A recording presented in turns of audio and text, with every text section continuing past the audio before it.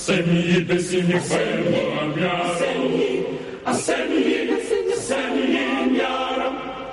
Asemi besini femo amyara.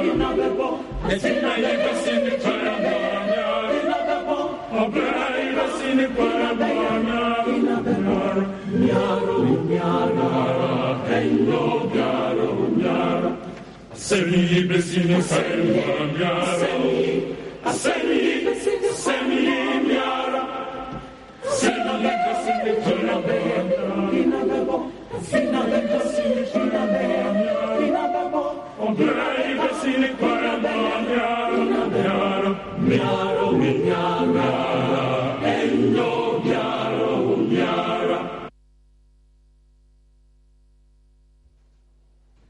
You're welcome back. This is Newsfile. It is your most authoritative news analysis platform. This morning, sorry that I disappoint you that I do not have a take. My regret for that. Now, on Monday morning, listening to Professor H. Kwesi Prempeh explain and educate on conflict of interest, I decided to write about conflict of interest. Then soon, our production got me to understand that we'll be discussing that matter this morning. So I'm unable to speak on it by way of my take. Then, was it Thursday? I got to write about what happened in Kumasi. Then shortly, I got to learn again that we'll also discuss that. And there is a certain embargo on me personally, so I'm unable to do that for now. All right, so thank you very much. Now, let me get you to meet my guest as we begin the matters that we seek to canvass for you this morning. But before we do that, let's go straight to the Ashanti region and begin with listening to Akwesi Adai Odike, who is in trouble now and presently is in hiding, he tells Joy News, because his life is in danger. His office was attacked and ransacked, and police are investigating that matter because of certain comments he made on a radio station there. We will look beyond just that story and ask questions about recent developments. In Ada, there was a similar situation where the chiefs prohibited a radio station almost from participating in coverage of the festival there. Before that, in Wa, there was the public flogging of, a couple, so to speak, in front of a palace, a chief's palace. Why? Because they claimed that they were making sure that a particular tradition and culture was not, as it were, desecrated. So where are we going? Where will we see the next group of chiefs or traditional leaders begin to sort of give out sanctions in the face of national laws that are against the conduct? Let's listen to Odike, and then we will return. Environment na ye wono nana sedinya saya ye nya baby ye be wu yetimi nsom when the last tree dies, the last man dies. And official ye ho na omprema obi am ye galamse o ni territory papa everyone against you no politician expected to galamse official. Yeah, I know me so revolve at say entoma manso official in kwa ka say me mpota mempene eme nya galamse e ya duma be si so wuye Motokamani Wuya Masabo official and Enkel. A Jajamoya Asantament ye. Wuya Kwanana, Mone, Amano for Casa. Now Muhim Free. But I tell Musha Mubi. Kayan Kodu Bia agree. Our war. Asasaba Kwanakupa de Mae. It's an almost to the Modiani. I'm a many paya Mobosa, Yansas and Fudia Yansai, Yariapa, Isana, and Nasipo, Adisa, Yadiscamo panel, more Padia Dia. It's Yasapa, it's a Benvois, Yadia Rasha Muntigamu. When you gratitude, as I said, Meshasaman Soria, Miss Teddy demonstration, Tiamo. So when you move Yaka, the Apostle can't call Yabut. Yes, as someone was my uncle. Mechanamo. I want to die for Ashanti. It's okay. Maybe I'm a customer. It's getting emotional. Listen to me. I better end this war power. Papa, no, I go so my no last commission will cry. Me call couldn't come.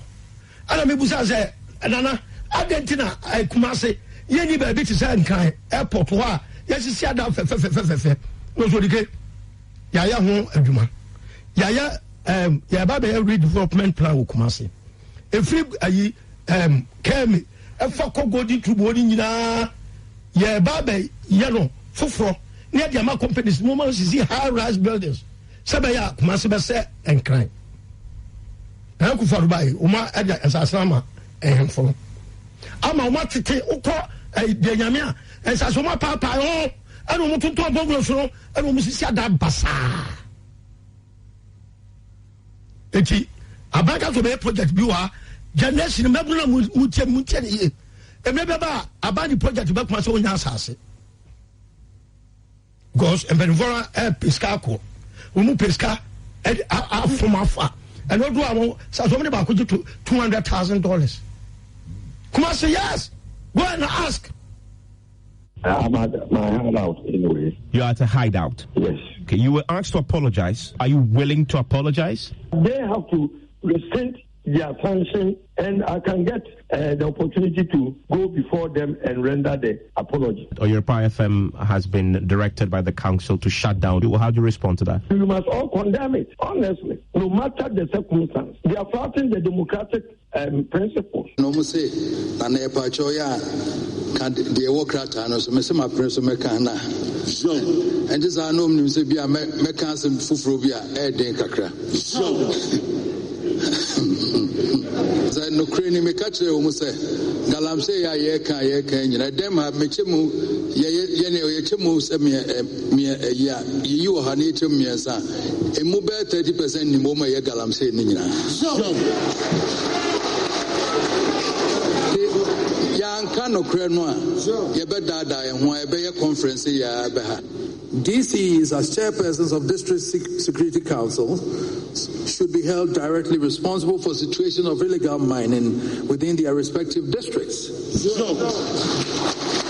They should ensure that, in collaboration with the regulatory authorities, small-scale mining is effectively monitored so it is done in compliance with the required practices and regulatory framework. And then illegal miners also can be stopped. On my part, I have already warned my chiefs and elders against participation in such illegalities. I will not hesitate to strongly sanction any such infraction. Already I've had reports about something's happening in Amansia and the Fomna area, and I'll be investigating that to see what's happening. The need to actively involve traditional authorities in this effort is absolutely imperative, for they continue to be the custodians of our communities across the country. We should go beyond paying lip service to traditional authorities as custodians of our communal land and seriously and actively engage them in this collective crusade. For example, the current system, whereby licenses for concessions are given out before consulting traditional authorities, is dysfunctional and must be revised. It is my considered view that it will be most prudent to consult traditional authorities before licenses for concessions are given out.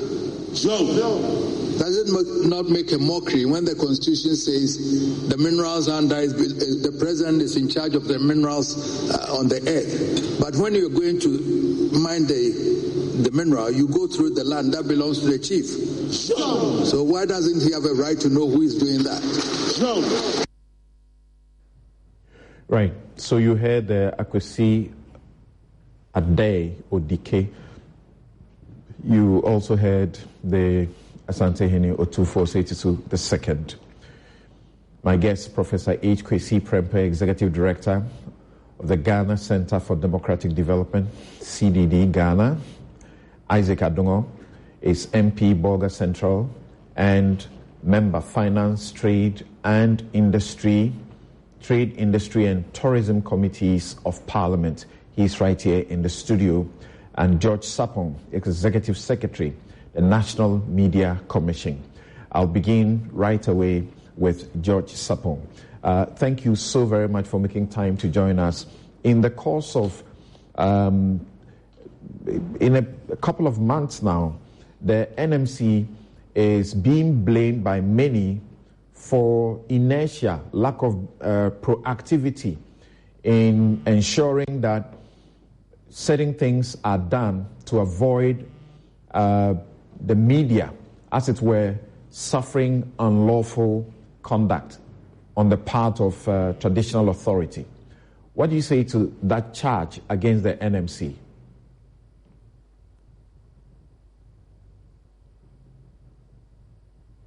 Yes, please unmute your mic.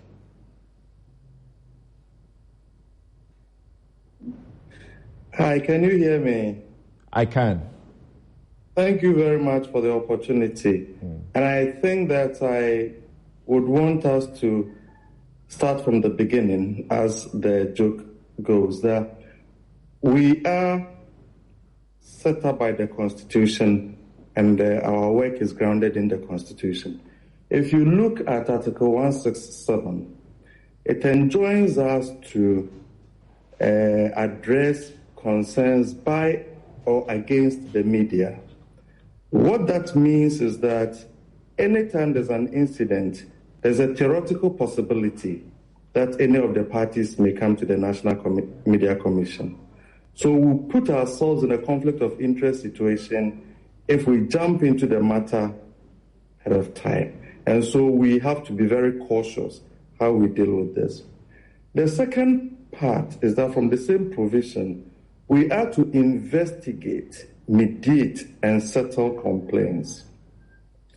Samson, once the Constitution enjoins us to investigate, we necessarily have to investigate.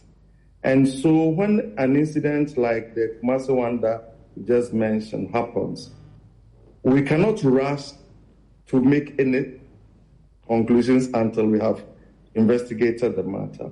The next critical thing is that we are to mediate. And as a mediator, you undermine your integrity and your capacity to mediate between the parties. Again, if you run in to make statements that sometimes could be prejudicial to the process. So it is our encouragement to all those who look at these issues to understand the context of our operations. But ultimately, what we also want to assure the people of Ghana is that in all the instances that you mentioned, it is our intervention that has ultimately resolved the issues. Is that to understand you to mean that as we speak, you have been mediating the matter in Ada? People have been very unhappy about the manner in which the community radio station is being treated. The station was attacked in the first place. There was some vandalism there. Some of their, staff were assaulted. And then subsequently, we heard of the news also that one of their reporters had been arrested by police for publishing, as it were, false news, so to speak, because the company, McDonald's company, involved in the salt project there, which there's a section that has issues and questions to ask, is the one that has lodged a complaint. Now, the concern is that the chiefs appear to be acting in support of the company when the mineral resource there, they are supposed to be sort of some custodians of those resources for the people.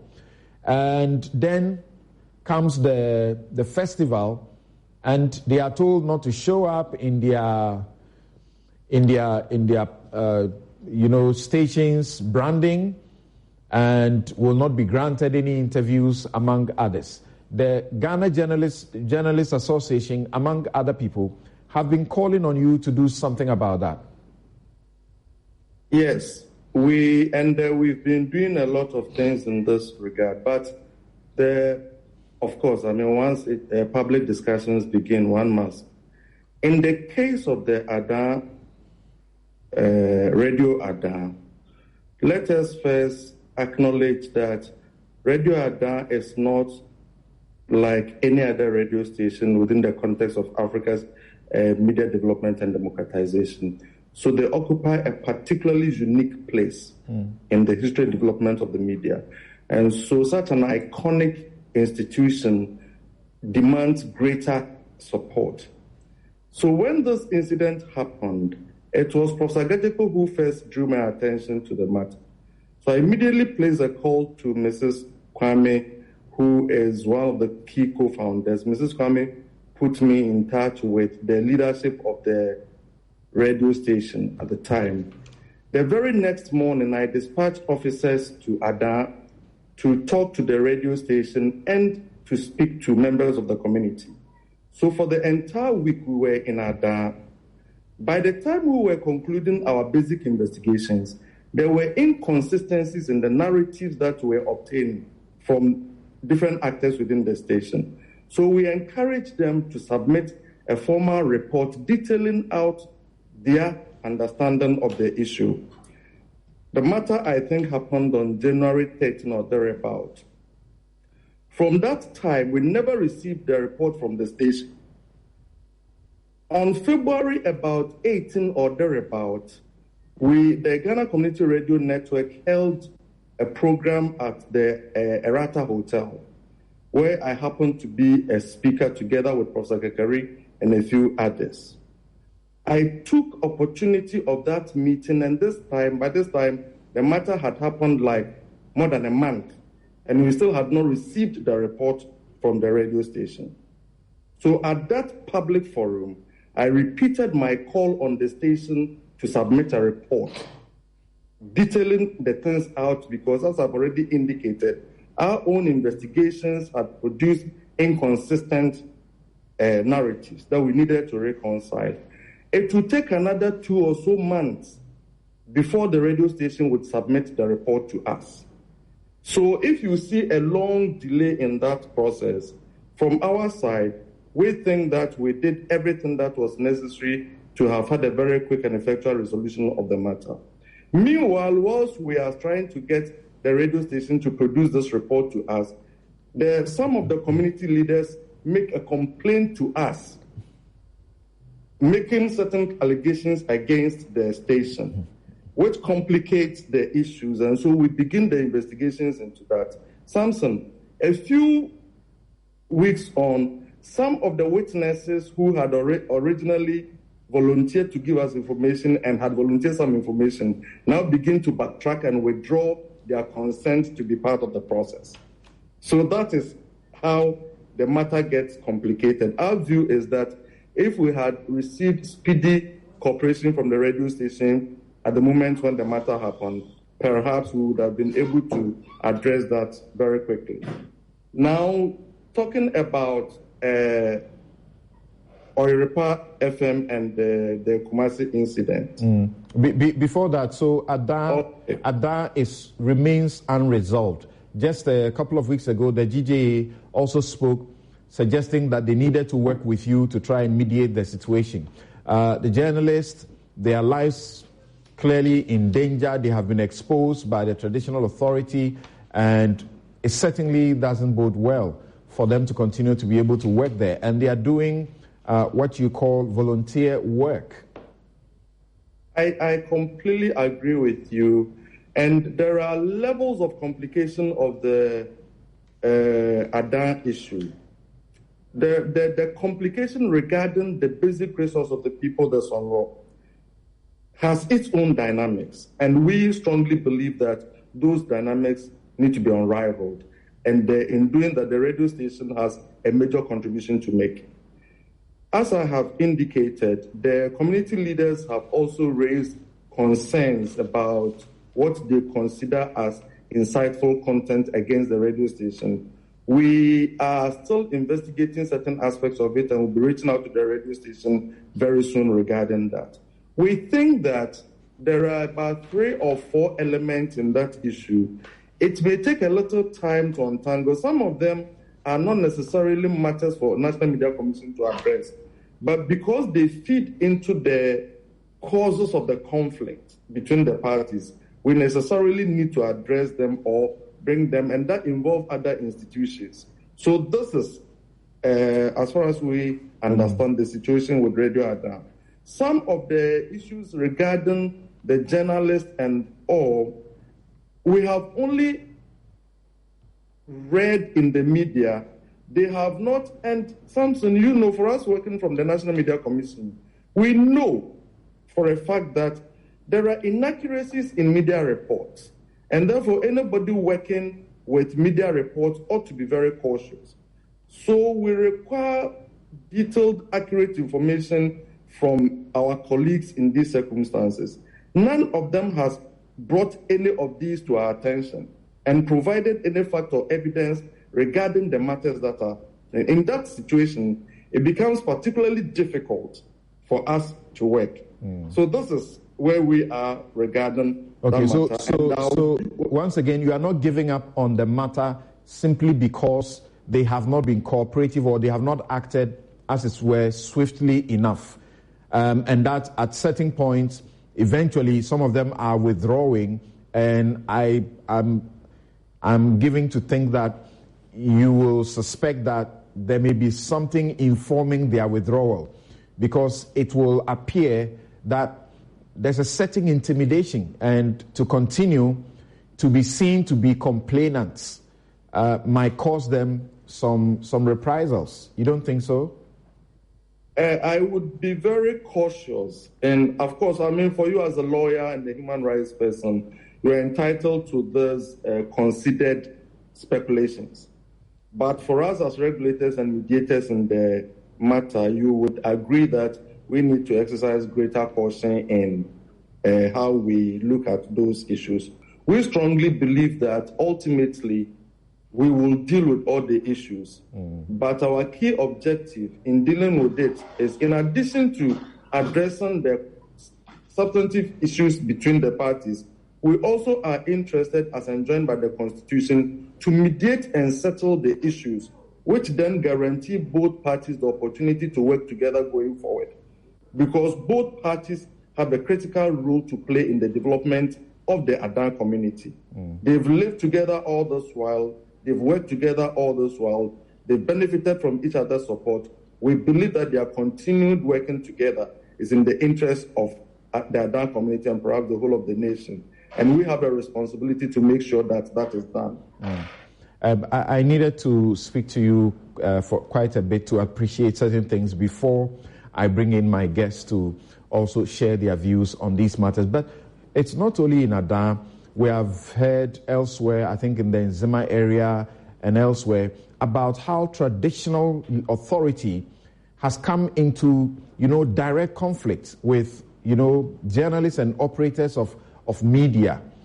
Are you, in control of all of this? Are you involved in trying to do what you say is your work, to investigate and mediate? Yes. In all of these instances, we are directly involved. So, in Nzima, for example, I was there together with my deputy and a couple of our officers. We spent some time dealing with it. We are happy that our mediation has succeeded in not blowing the matter up, and that is why most people would not know. I would want to take advantage of this opportunity to thank Ambassador Cabral very much for that particular incident because he comes from the community. He's a very well-respected community leader as well as a national personality. He led our efforts in that community in meeting the chiefs and people and the owners of the radio stations. I would want to thank Awolai Atibukuso, the Paramount Chief of Axim, for his cooperation in the matter. I would want to thank Mr. Afeku and the family, who were also the people on the other side. But there were also a number of key religious leaders in the community who were working actively on the matter. And I would want to take opportunity of this moment also to thank all of them. Post the resolution of that matter, a few other issues have come up that all of us are still involved in helping them to address. So it's been a long-running intervention in the Axim and Newsfile FM matter. It is precisely because of the effective mediation and settlement that this matter has not become an issue of a national crisis. And in most cases, this is how we approach our issues. Unless it is particularly necessary that a certain public communication will assist in the mediation in the settlement, we offer the parties an opportunity to work together to bring peace to the community rather than sometimes processes that may sensationalize and escalate the problem. About how many of such, similar situations have you been involved in trying to get a redress? At least in this year alone, we would have been handling about 10. 10 of them? And there are 2 outstanding, one emerging, and I think that it is only fair to even bring this up. As I speak to you, in Adidome, there is a major issue between the land radio and the leadership of the community. Again, let me congratulate the chiefs and also to a certain extent show appreciation to the radio station that whilst the tensions exist, both parties are conducting themselves in a manner that has not exploded the issue. But any mishandling of the issues at this stage could explode it. So until this discussion that requires that we share some information with people, again, it is not something that we would have ordinarily put into the public domain. I want to single out Honorable Gideon Kwaku, former Deputy Minister for Communications, for his support in keeping the community peace at this level and to assure all of them that we are not relenting on this issue. We work with all of them to bring peace to the community. Right. Now to Oyerepa in Kumasi, and I think it is only fair that I don't put you in a conflict situation because I should agree with you that because potentially you may be mediating the matter, we should not be expecting you to pass judgments. But the question now to ask is, where are you in this matter? Yes, so thank you very much, Samson. I can confirm to you that immediately the story broke, we've been in contact with Mansia Palace, the Kumasi Traditional Council. We are in touch with the radio station. We are, as far as we are concerned, we've made considerable progress in addressing this matter.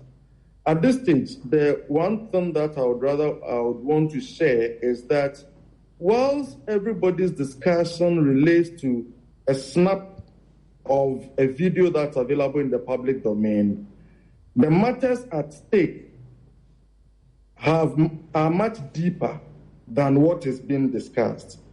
And we would, without giving too much detail, want to indicate that the National Media Commission has had cause in the last 2 or so months to write to caution Oyerepa, independent of the issues with Mansia. Our caution had nothing to do with the Mansia Palace issues.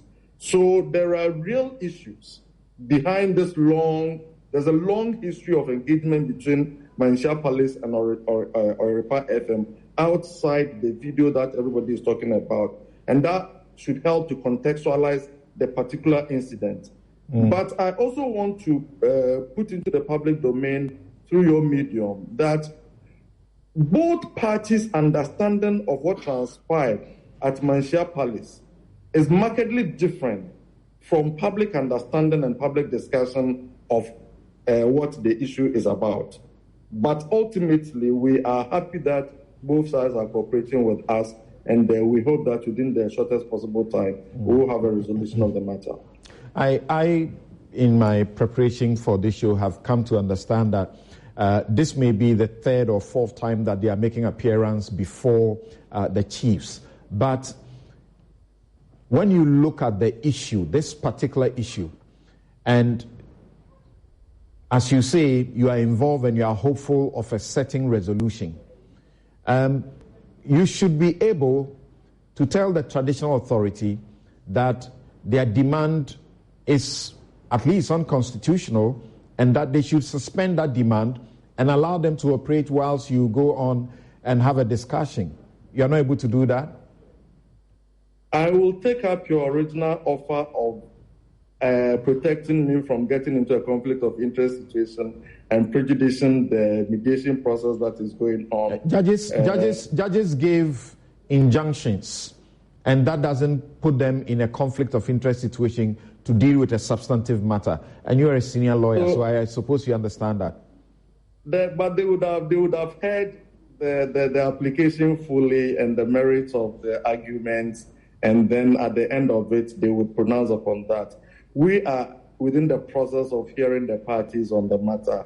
I really believe that at the end of the process, even if you don't hear us, you will see the effect of our mediation. And we really want to encourage all of us. But even before I end, I want to indicate that public interest in this matter is positive in the sense that all of us care about the state of our democracy, the role of the media, the meaning of media independence, the dynamics between media free expression and culture. It's engendered some kind of debate that, as far as we are concerned, is helpful, even if to our own source in understanding how we should approach these issues going forward. Okay. Let me go to Professor H.K.C. Prempeh. Thank you so very much for making time to join us this morning, Prof. And, Prof, what do you, first of all, say about the NMC's posture or posturing as regards these matters? And do you see that there is some trend in which traditional authority is beginning to supplant the Constitution and other, as it were, lawful due processes that have to go on? Because you have dealt with, he's spoken about 10 of such situations. Thank you very much, Samson, and good morning. I am glad actually to hear my friend George talk about the various behind-the-scenes interventions that his commission has been making in these various conflict situations. He happened to have been in my office yesterday. He didn't share any of this stuff with me. I didn't even know he was going to show up here this morning. Okay. But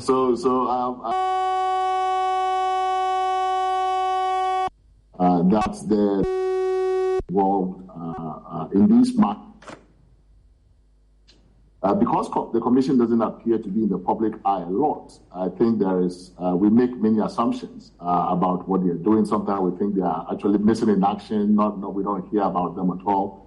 So it's quite, for me, it's quite heartening to know now that they are actually being quite actively involved. And from everything that George has said, it's clear that he has his hands, his pulse on these matters. So I think it's fine. I don't have a problem with their posture.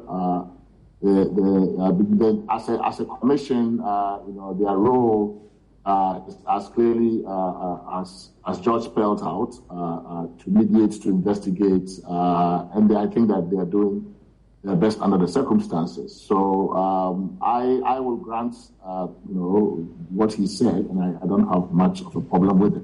Right. The other question you posed, though, I think is we need to put it, I think, in a much, much larger context as well as really a very historical context. What we're dealing with here, and it transcends clashes between local traditional authority and local media. We've seen it flare up in other situations. Chiefs or traditional authorities have issued banishment orders against certain persons because they don't like who they are in their community. We've had instances of chiefs flogging, giving orders or supervising the flogging of persons in the presence of the palace, public flogging, and all those kinds of incidents. There's clearly a trend, I think, where we have traditional authority reasserting themselves in the public space in a way that makes a number of us somewhat nervous. But I think it's important to put this in a proper historical context, that we continue to wrestle with this question of how to contain traditional authority within our modern Republican, democratic, constitutional framework. And I think, of course, the issue has a lot of history behind it. Before the modern state, the modern Republican Ghanaian state became what it is, our traditional authorities were within their traditional jurisdictions effectively absolute monarchs. We're talking before colonialism. They had all the attributes of a sovereign. They had legislative powers, they had executive powers, they had judicial powers, and the relationships between them and their communities were more of relationships between a sovereign and their subjects. Right? Colonialism put a dent in that, a stop in that in some respects. And then when we were nearing the end of the colonial period, if you will recall, part of the discussion and part of the conflict within the nationalist class was exactly what to do about traditional authority in the newly emerging, to become soon to be independent Ghanaian states. One body of opinion felt that they should have a very large role. They themselves felt they were the natural rulers, and that if the colonialists were leaving, then essentially sovereign power should revert to them. That it belonged to them before they came, and it should revert to them. Of course, much water had passed under the bridge. We had moved from, just multiple traditional chiefdoms and monarchies to a state, one state that was now multi-ethnic, multicultural. So the idea of just reverting power back to the previous sovereigns would have been difficult to effect. And then there was another body of opinion that felt, no, we are going Republican. We are going to be a Republican state. Monarchy will have very little role in this state. And at some point, a political settlement was reached. I think that political settlement has gone through some modification in the post-colonial period. But essentially, the political settlement was that Ghana was going to be a republic. The sovereign authority of the state was going to be unified in this republic. There was going to be only one sovereign. Chieftaincy was going to be preserved, but what were once absolute monarchs would become essentially constitutional monarchs within their limited traditional domains. This political settlement meant that traditional authorities, while preserved, lost some of the essential key attributes of sovereignty. They lost legislative power, the power to enact law to govern an entire community of people.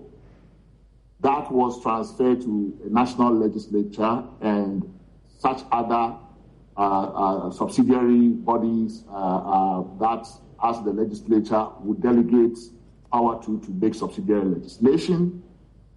Executive authority was also vested in a national executive. The traditional authorities were no longer holders of executive authority and did not share that with the republic.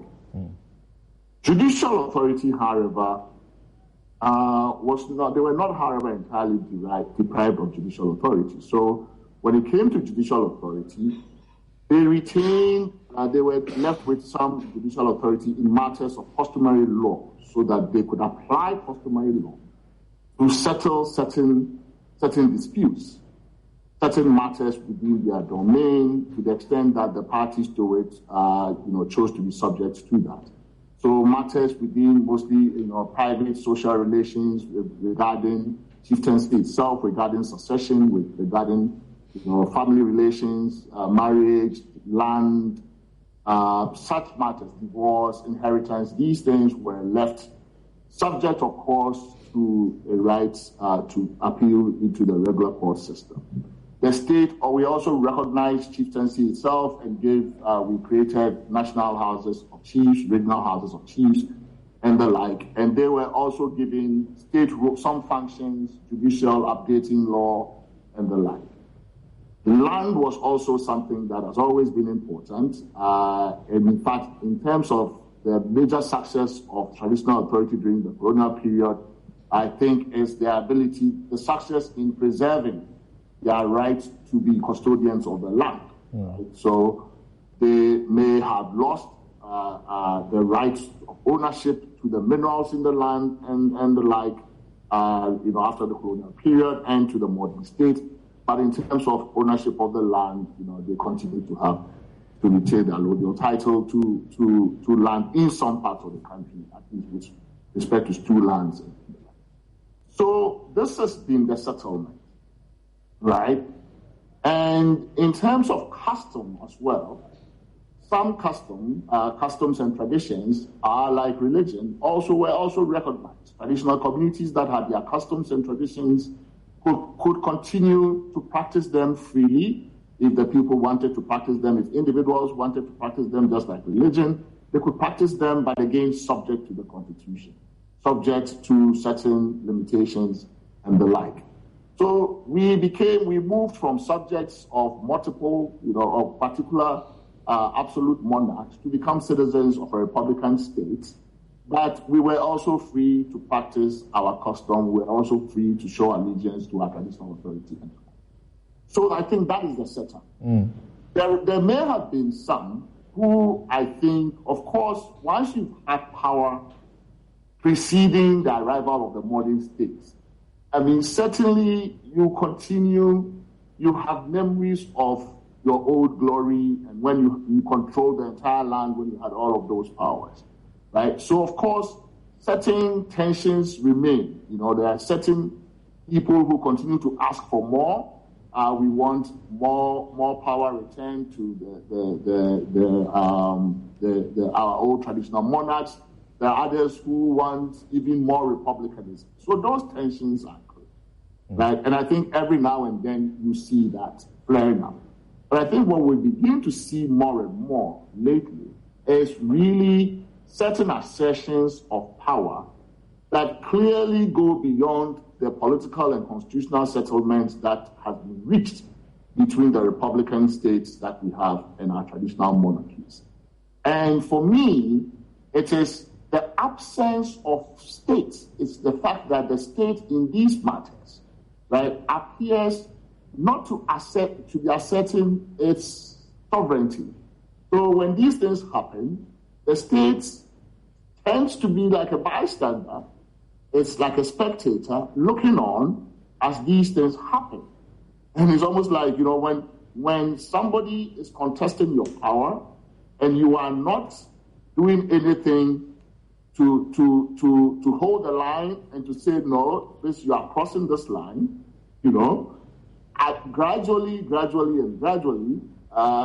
not like they will adversely possess it, but that's pretty much what it appears, that over time, as the state remains silent and says nothing about these accretions of authority that we are seeing from the traditional realm, from the local constitutional monarchs, which they are, then you will see that the line become very blurry. The line is shifting more and more in favor of traditional monarchies. And because they have community legitimacy, because they have social legitimacy locally with the people, When the state does nothing to draw the line, then you see that we are moving more and more towards, basically areas of contestation that should not be contested. And I think this is what has happened. What exactly? What exactly do you say the state ought to do? You say if the states continue not to say anything, but absolutely. But there are situations where if chiefs are found or traditional authority is found to be breaching the constitution or specific laws, then you use the law to deal with them. We have the Land Act, for example, where multiple sale of land is a crime that could be punished with so many years, up to 15 years or more. We don't have any history of chiefs suffering it, but we know how ordinary members of society continue to suffer when they get engaged in these things. No, I mean, so I think the point I'm making is that when somebody is taking power that belongs to you as a sovereign, when they are beginning to, for example, impose or pronounce punishment orders, this is essentially a direct infringement on the right of a person or citizen to move freely within Ghana. Its constitution protects it, right? When a traditional authority asserts the old sovereign pre-colonial power to banish people, and the state sits idle, right? The state power, one of the state's duties, fundamental duties of a state, is to protect and secure the rights of its citizens against third parties who may try to take it by force, right? That is why the police, if you feel threatened by somebody, the police can come to your aid. So when you're traditional authority exercising what is really pseudo criminal law powers, law enforcement powers, which they no longer have, right?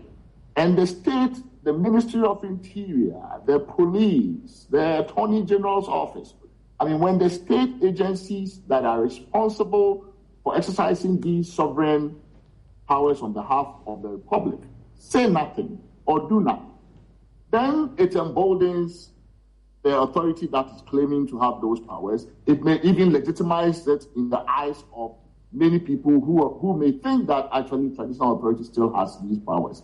That's what I'm trying to suggest. As for the difficulty, clearly traditional authority is no mean power in our state.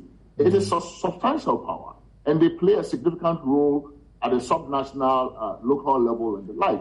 So the difficulty that the political class might have in reining them in, say, when they even breach the law, I can understand. It's not a very easy power to contain politically. But what I am worried about is this almost abdication on the part of the state, just looking on as this is happening and doing nothing to say, no, this is not your realm. We will take this matter over and deal with it. This is not. Is it the case of the state, as in the way I see it now, as far as the executive branch of government is concerned, that gives credence to this your complaint because of their silence in publicly condemning or stating what the right rules may be as they are enjoined under the directive principles of state policy? Is it just that is your concern? And don't you think also that the individuals themselves who feel that their rights have been infringed, taking up the matters is also one way to go? For example, if you look at the Chieftaincy Act 2008, Section 63 says, among others, it is headed "Certain offences in connection with chiefs," and it says a person who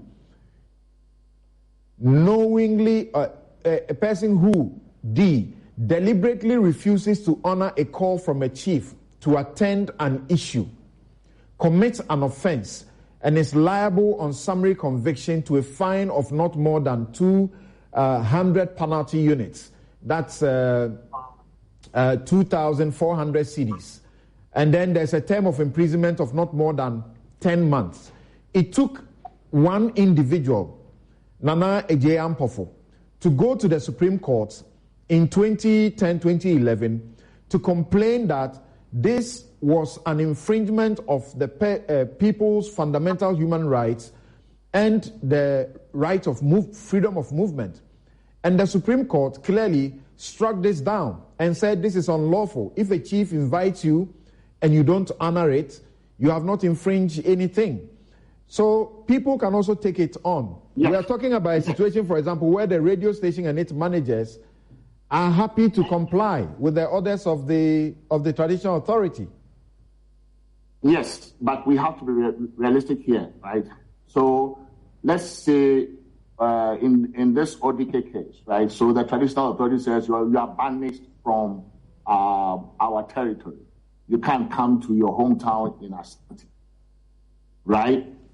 And then ODK says, oh, you have no right to do that. I'm going to defy you and come. And then some community members feeling obligated to show support for allegiance to their traditional authority, mobilize and inflict harm on him, right? So I think that what we have to be realistic when we're dealing with authority of this kind. Clearly, chiefly authority is powerful. It has considerable local legitimacy. There are many adherents of tradition who see it as sacred and who will do a lot of things in defense of that authority. So the expectation that a lone individual who now faces the might of this authority, should every lone individual should be able to stand up to them and say, oh yes, you said it, but the Constitution says otherwise, and therefore I'm going to walk into my house, you can't do anything. It's not a realistic expectation, right? Yes, the court avenue is there. Right? The judicial avenue is there to vindicate that kind of right. But it takes time also. But I think education is also there. The state authorities don't have to wait for everybody to go to court. Not everybody is even aware of their rights. Not everybody is even aware of the case you cited. Not everybody is even aware that you can actually challenge something like that. So if the state authorities themselves know, can, as the NMC has done, right? So the NMC is a state commission that deals with a particular part of the job when it clashes with other people's interests. As George has educated us, in these matters, they have made certain interventions quietly. He's even mentioned that they made interventions with Menchia and the like, right? So some state authorities can enter this picture. The Ministry of Interior, we even have a Ministry of Chieftaincy, I understand. That's right. We have an Attorney General, a Ministry of Justice. All of these can weigh in privately and say, Nana, unfortunately, this one crosses the line. Can you call your people to order? This is not something that they have the power to do. There are ways in which you can do it without even naming and shaming them publicly or making them lose face. But there are these kinds of interventions that the individual doesn't really have access to, and we shouldn't burden that individual with always go to court, right? When in fact there are very low-cost ways of resolving these things peacefully if the state were to intervene at the right time. So I think that the balance the Constitution has struck is fine. It may not be comfortable for some people. Some people may want a rebalancing of the division of labor between authority between the Republican unitary state we have and the traditional monarchies. That's fine. If you have that, you can make a proposal for constitutional reform. We can all discuss it.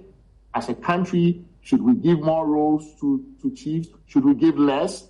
And in fact, somebody can make a case. But look, the states doesn't even have the capacity to reach the entire country. So maybe some small additional functions can be given if they are properly regulated. All of these things are there. If you believe this is what we should do, make a case for it, and let's debate it, and let's have a constitutional reform. But to actually arrogate to yourself, the power to basically overstep the constitutional limits because you have a considerable local support, I think really borders on abuse of power. And I think we should not encourage it. Right? So for me, this is really a bigger challenge that we must wrestle with. Not to forget also that the problems with the media are huge.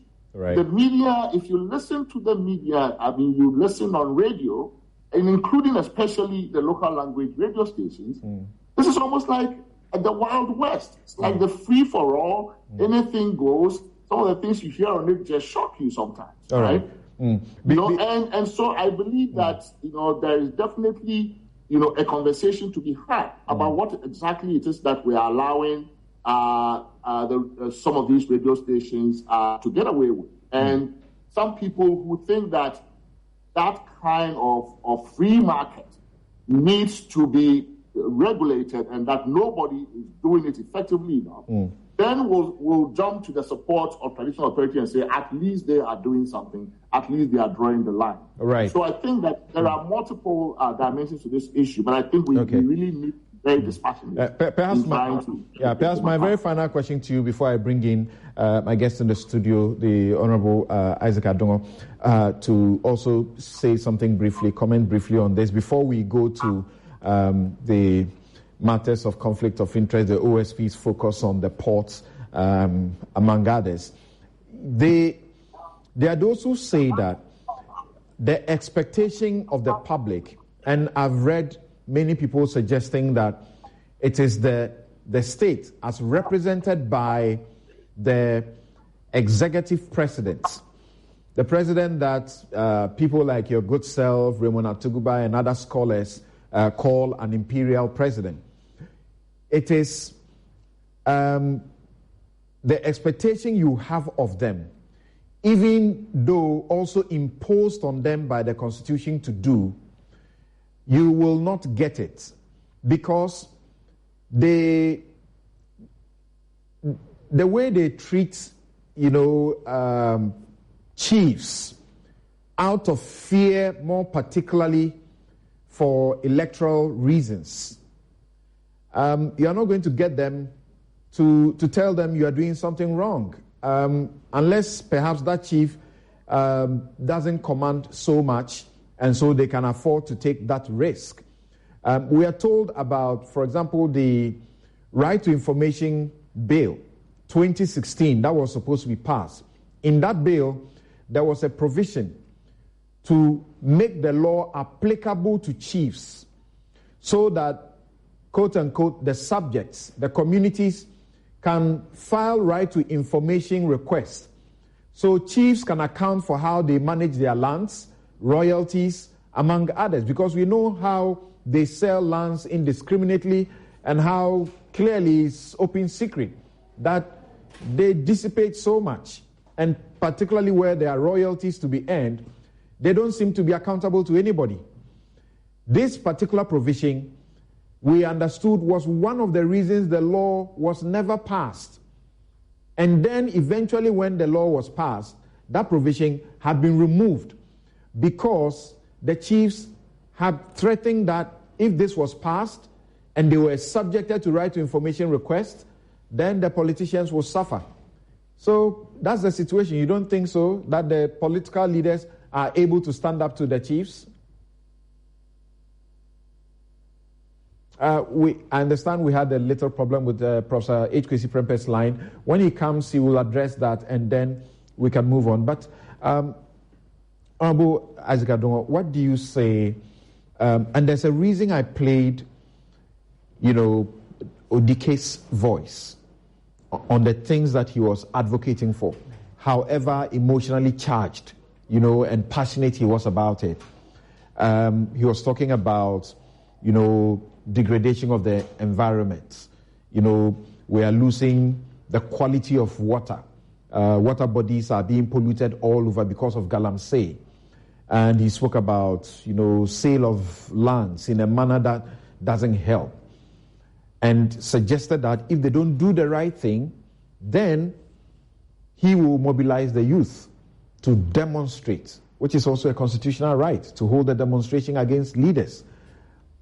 If you take his comment and that of the Asantehene himself, his comment, where he clearly pointed out that he knows that some of his chiefs are involved in the galamsey, what did he say wrong? Yeah, good morning to you and to your panelists and to your viewers, particularly my people in Bogota and the Central. I think if you listen to Prof. and you listen to the national media man, George, Commission, the issues have been thoroughly discussed. In terms of what Odike said and what Asantehene said, they basically said the same things, but with different tone and on different platforms. And so, on the basis of the constitutionality and on the basis of protecting liberties, that conversation has been made very clear already, that we have had a transition which is becoming very difficult to strike a balance. But you also have to understand that as leaders in our communities, there is a certain level of expectation on us.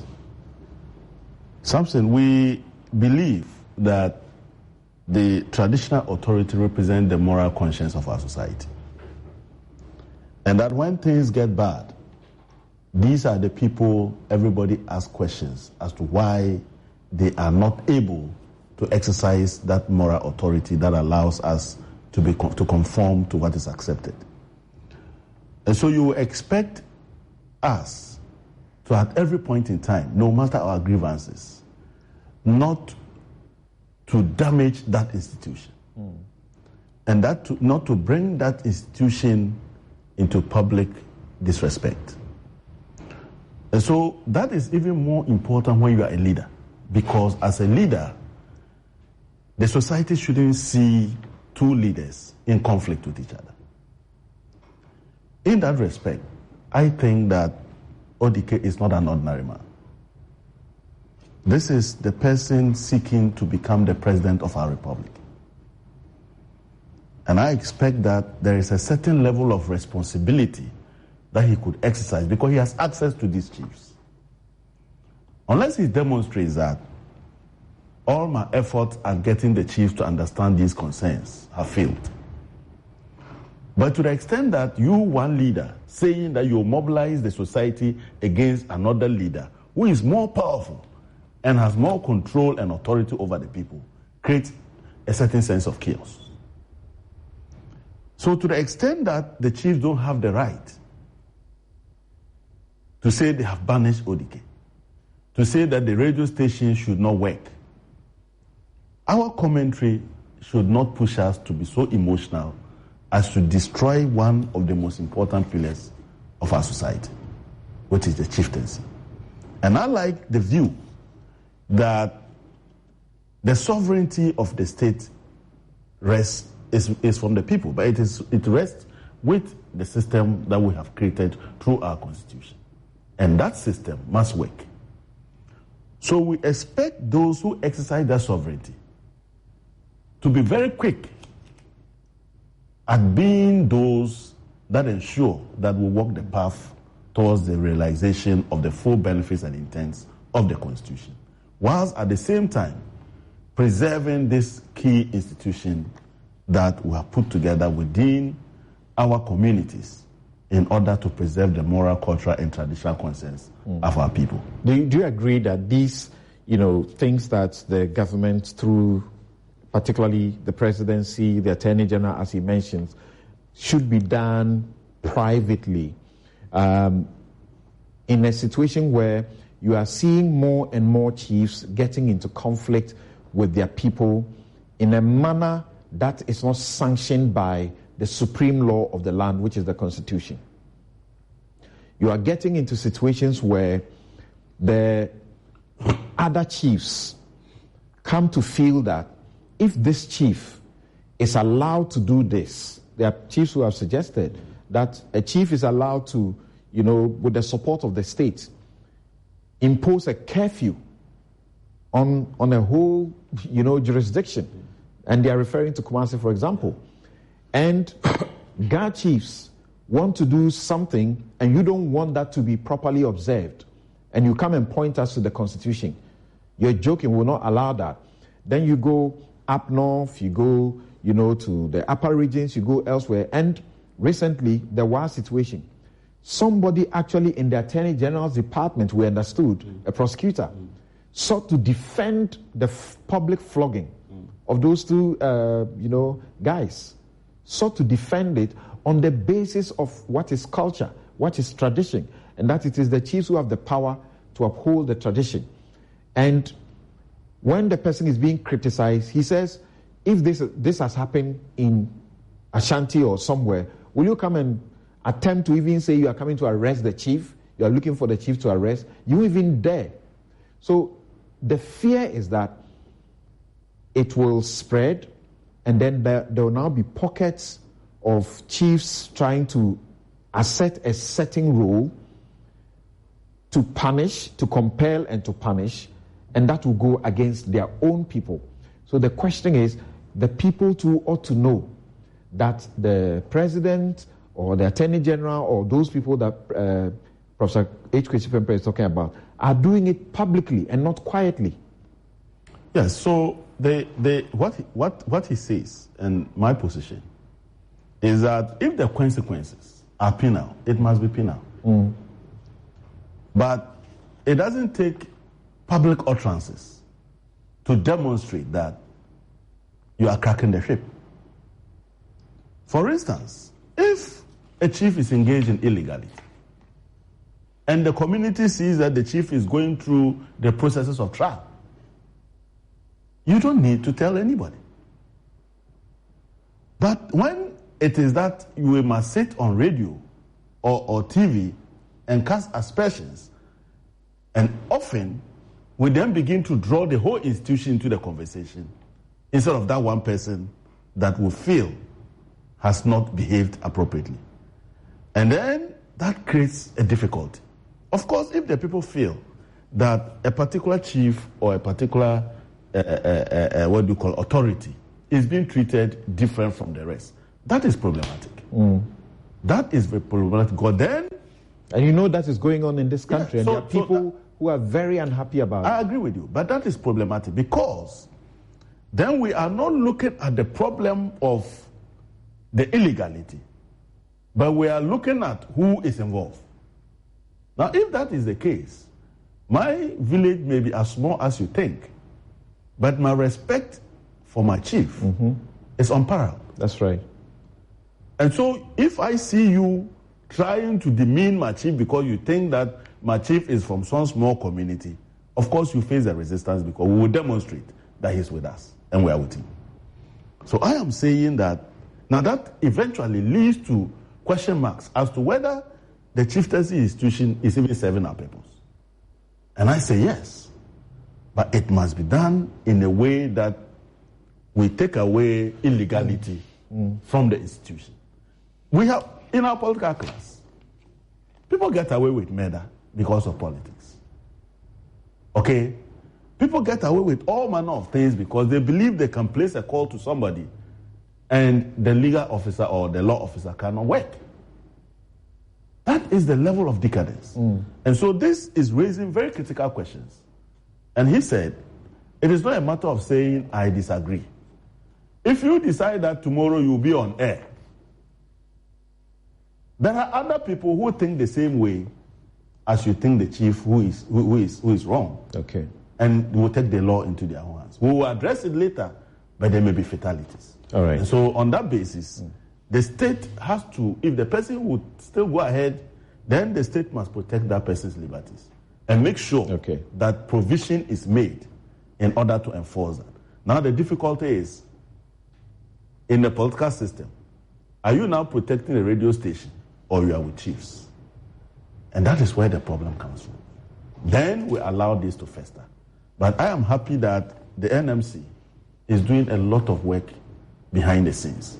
And it's not in the public eye and not taking part in these all conversations, but attempting to provide a resolution. And I believe that the Attorney General's Department and the Ministry of Chieftaincy ought to have a deliberate program of engaging our chiefs and educating our chiefs and sensitizing them.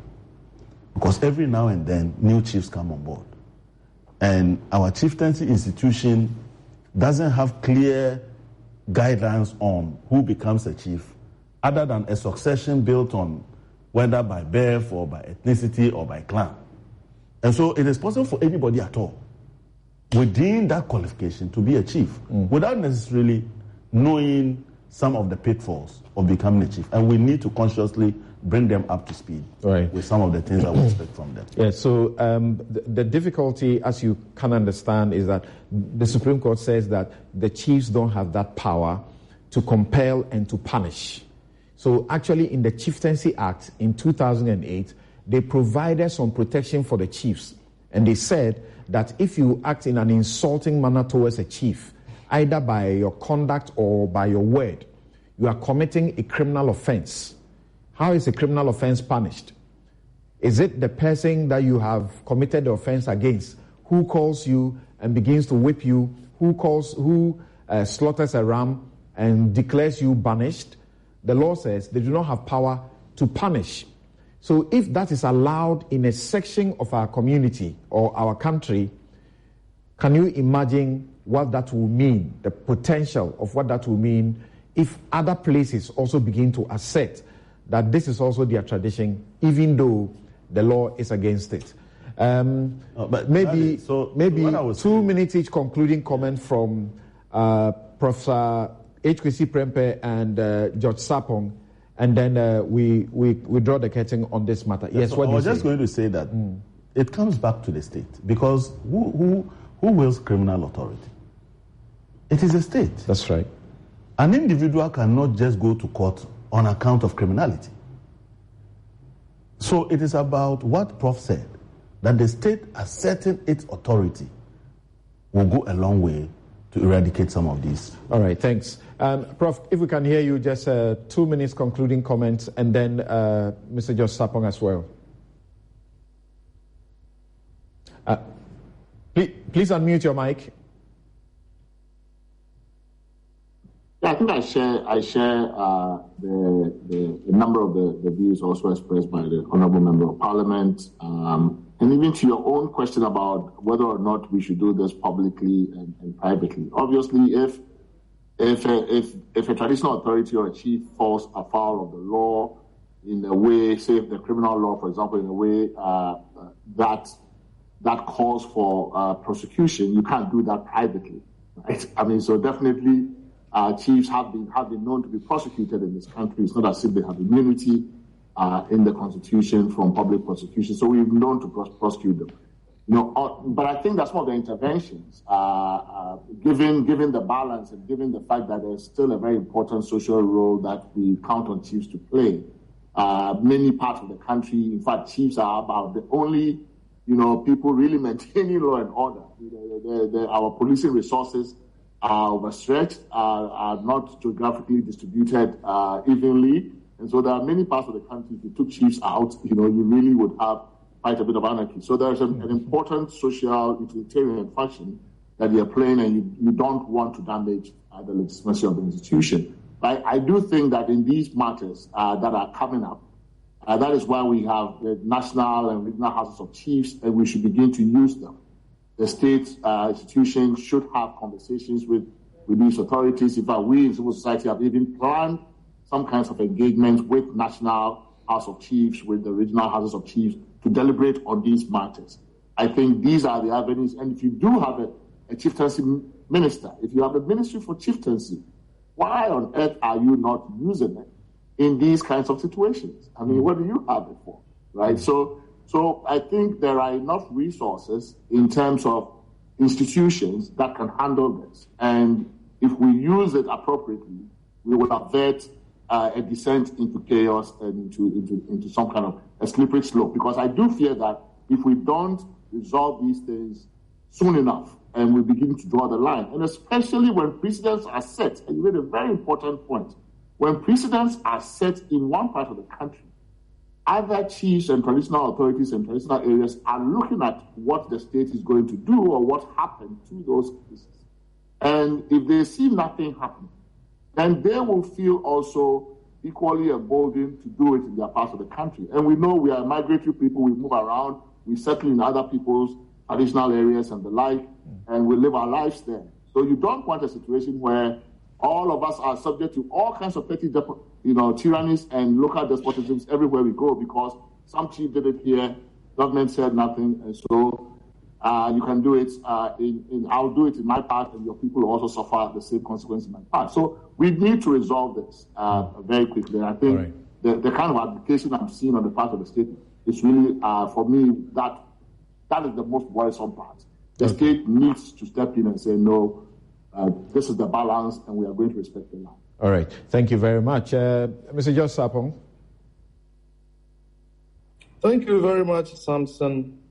I think that Kwesi has adequately analyzed the issue of the chieftaincy and the media and the governance space. But I think the one thing that I want to add is that whilst today the focus is on chieftaincy and the implications for free expression, I want to broaden the discussion for everybody to see a certain trend. One is that today the chiefs are using their traditional authority to address what they consider as media infractions. We have seen religious leaders do the same. We see the courts use their power of contempt to protect themselves. We have seen Parliament use its power of contempt to protect itself against criticism. We have seen the military use their military force to address media engagement. We have seen the police. Essentially, what this tells you is that there's a certain privatized approach to addressing what people consider as media infractions. What is needed to address this is effective regulatory system that protects everybody and also creates a space for the media to flourish. Until we address this, we are going to see this pattern repeat itself.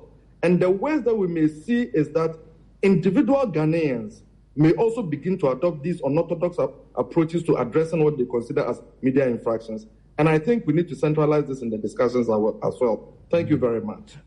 George, last year I spoke to you on the law program, and you were very emphatic about this point of law, that regardless of the infraction by a media house or a journalist, nobody has a right to exact punishment, including assaults. Is that correct? Yes, the point, and I'm happy you bring it up, that we need to repeat is that there are, as inadequate as it would look, there are processes for addressing media infractions or perceived media infractions, and that criminal attempt on media does not produce better journalism. It is important that all of us understand this.